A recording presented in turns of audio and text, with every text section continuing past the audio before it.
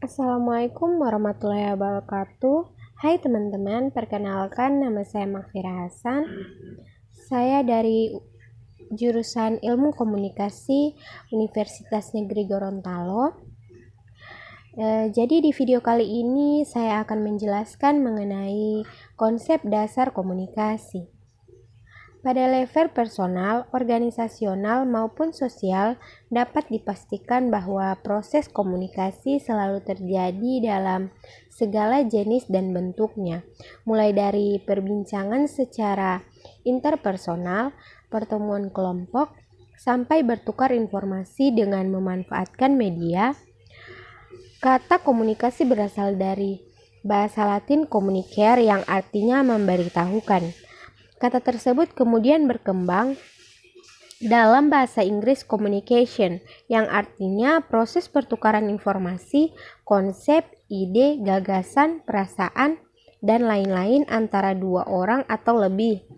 Secara sederhana dapat dikemukakan pengertian komunikasi adalah proses pengiriman pesan atau simbol-simbol yang mengandung arti dari seorang sumber atau komunikator kepada komunikan.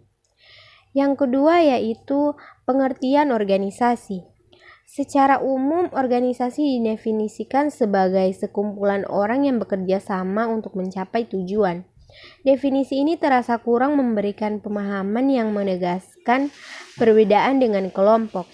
Hal ini karena kelompok juga terdiri dari orang-orang yang ingin mencapai tujuan bersama.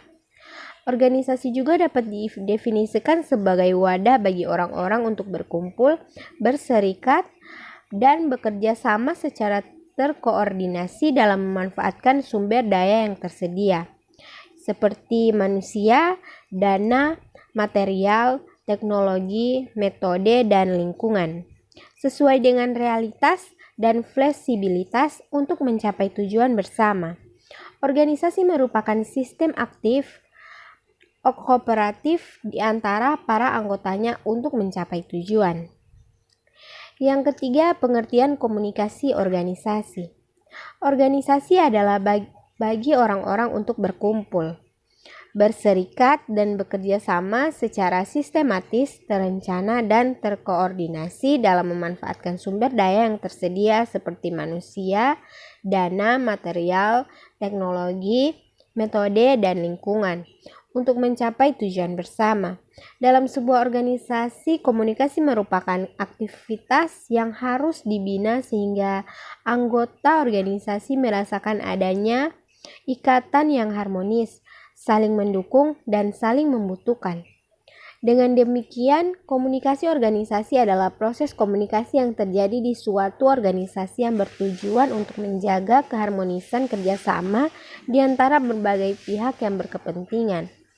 Komunikasi organisasi pada hakikatnya merupakan komunikasi antar manusia yang terjadi dalam lingkungan organisasi. Dan yang keempat yaitu proses komunikasi. Proses komunikasi adalah langkah-langkah yang menggambarkan terjadinya kegiatan komunikasi. Memang dalam kenyataannya kita tidak pernah berpikir terlalu detail mengenai proses komunikasi.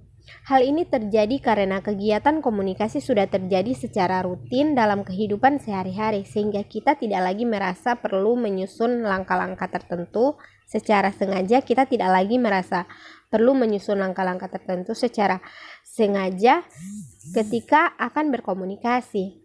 Berikut adalah langkah-langkah proses komunikasi. Yang pertama, keinginan berkomunikasi. Yang kedua, encoding oleh komunikator. Yang ketiga, pengiriman pesan. Yang keempat, penerimaan pesan. Yang kelima, decoding oleh komunikasi. Dan keenam, umpan balik. Berikut bagian E, unsur-unsur komunikasi.